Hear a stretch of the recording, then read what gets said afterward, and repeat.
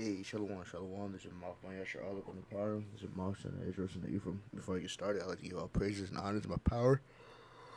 Whew, it's lucky. Yahweh, Bashem, Yahweh Shah, Bashem, Rakakadosh. Shalom to Hakim Agawaf and Mbine that's tuned into this video. That's peace to the brothers, sisters, and children tuned into this video. We're going to go over some. I haven't gone over this in a while, actually. I was just thinking about, true riches, right? There are a lot of people in the world. It's all about getting money, getting money. What can I do?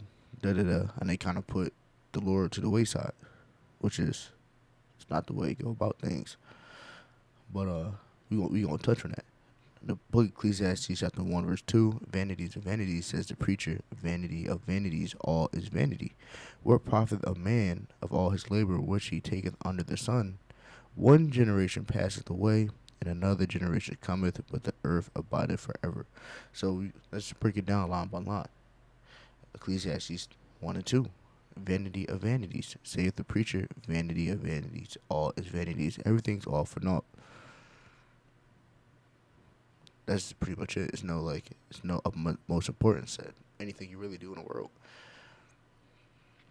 What profit have a man of his labor, which he have taken another son? And what does it do? You can't take it to you when you die.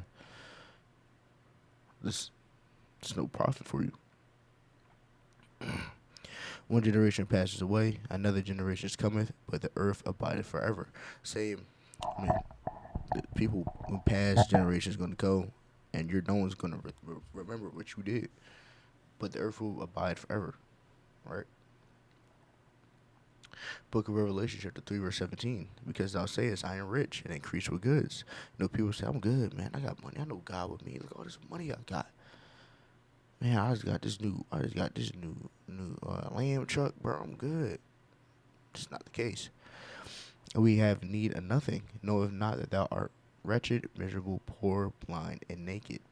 So these people don't have the truth. They don't have the wisdom. The people are miserable.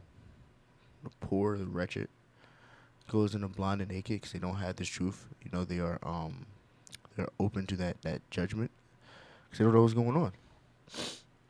But those are the mindset a lot of people be on. They just put money first, right? And that's not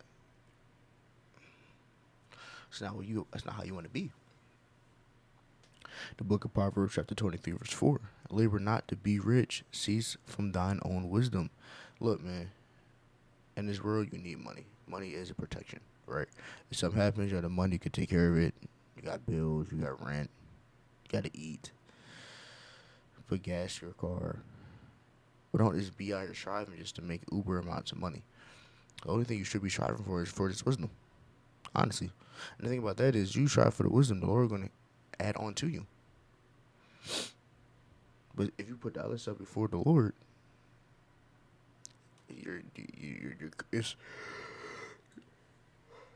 you're cooking yourself, essentially. It's like you. I had it late night at work. Without set thine eyes upon that which is not, for riches certainly make themselves wings; they fly away as the eagle toward heaven. See, like the Lord can take away your money whenever He wants. You can work all for this money. He uber rich. The Lord can take it away.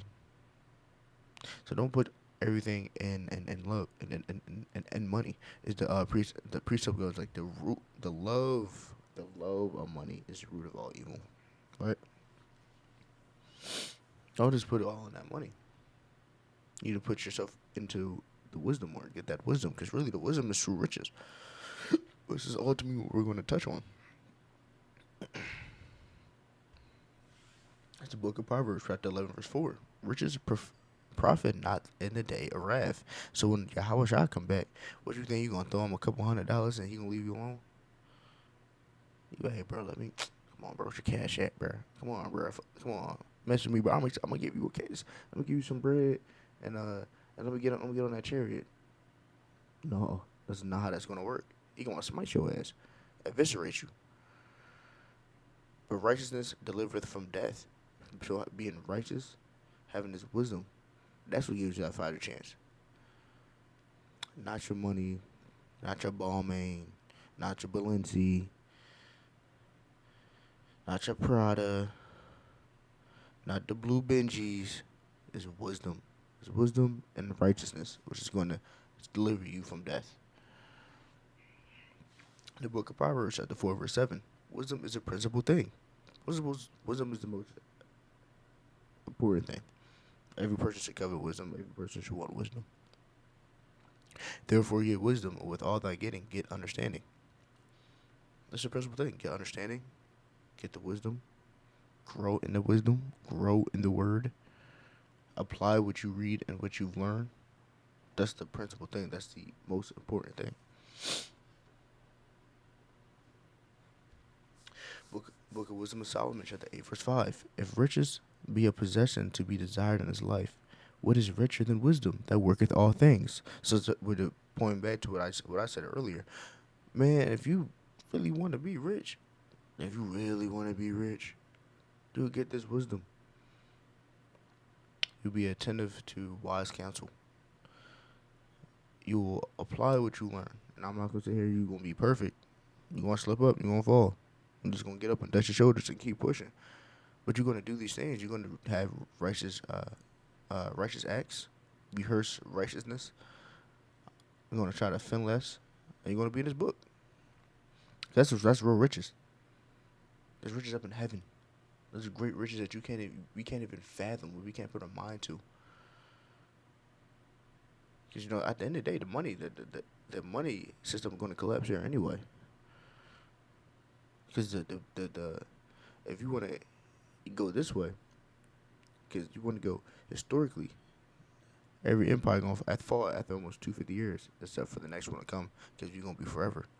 But also, if you want to be factual, we go to the Bible and say it's a prophecy, because it's always going to happen. So you're going to have to, if you want riches, get this wisdom. And you have to come now while the door is open. Don't tarry, don't put it to the wayside, man. The book of Proverbs, chapter 8, verse 11. For wisdom is better than rubies, and all things that may be desired are not to be compared. You can't compare nothing to the beautifulness and the true treasure to wisdom. Wisdom is true treasure. Greater than rubies. Gold. Yahweh talks about his beautiful stones all throughout the book. But the Lord also says, wisdom is above it all. There's nothing that can be compared to it. So that should let you know the true beauty and true riches of wisdom. The book of Wisdom of Solomon, chapter 7, verse 29. For she is more beautiful than the sun, and above all the order of stars, being compared with the light that she has found before it. It's talking about wisdom. Let's see if I can.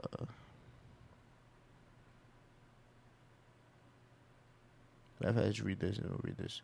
The book of Wisdom, Solomon, chapter 7, verse 28. For the power loveth none but him that dwelleth with wisdom. That should hit home as well. The Lord only loves people that dwell with wisdom. It says right. You see it. You see what it says. This isn't confusion. It's not folklore. It's in the book. The Lord don't love you if you don't dwell with wisdom. And people say, "Oh, I got wisdom." You're not dwelling with wisdom if you're not. The love of the Lord is the completion of the law, and following the law, do it and offending less and trying to be better. That's wisdom. Wisdom's how to have an understanding. So the worldly people, you can be, I got wisdom. Nah, unless you're doing the right things. Putting the Lord first and trying to get this wisdom. For she is more beautiful than the sun, and above all the order of stars, being compared with light, the light she is found before it. And for after this night, but vice shall not prevail against wisdom. It's the greatest thing on earth. The book of Proverbs, chapter 16, verse 16.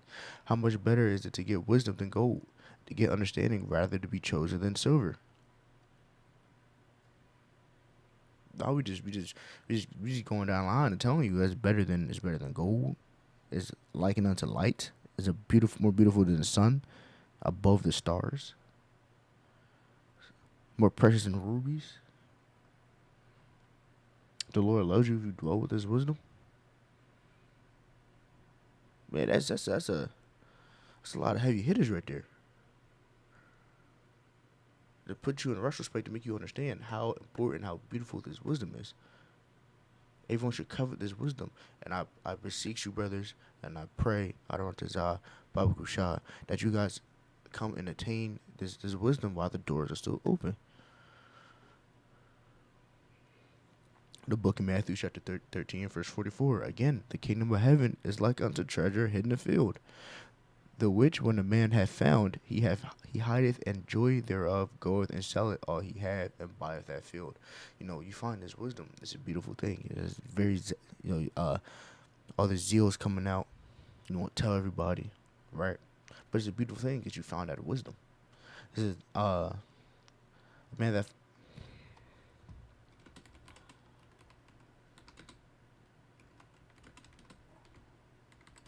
happy is the man that findeth wisdom. That's what it is. There you go. Proverbs chapter 3, verse 13. Happy is the man that findeth wisdom, and the man that getteth understanding. You're going to be happy, man. Because it's a beautiful thing. The truth frees you. It does something to your spirit. It rejuvenates you. It brings you back to life. That's how beautiful this wisdom is, man. That's true treasure. The book of Matthew, chapter 6, verse 20. Red letters. This is Yahweh Shah speaking. But lay up for yourselves treasures in heaven, where neither moth nor rust doth corrupt, Slakia, does corrupt, and where thieves do not break through nor steal. Having this wisdom is how you do this. The completion of the law is how you do this. Offenderless is how you do this. Now, ultimately, you have to have your name. Your Lord have to chose you from the beginning. And you have your name in the book of life. But this what gives you a fighter's chance. Wisdom is beautiful. And again, I beseech all brothers, everybody, to get this wisdom, get this understanding while the doors are still open. I don't know if this lesson was edifying and give you some peace. And I don't know if this lesson was motivating to you brothers to keep going. Before we end out, we give all praises and honors and my power, Yahweh, Bahashem, Yahweh Shah, Bahashem, Rokakadash, Shalom to the Akimagwaf and the Bind that's tuned to this video. That's peace to the brothers, sisters, and children tuned to this video. Shalom.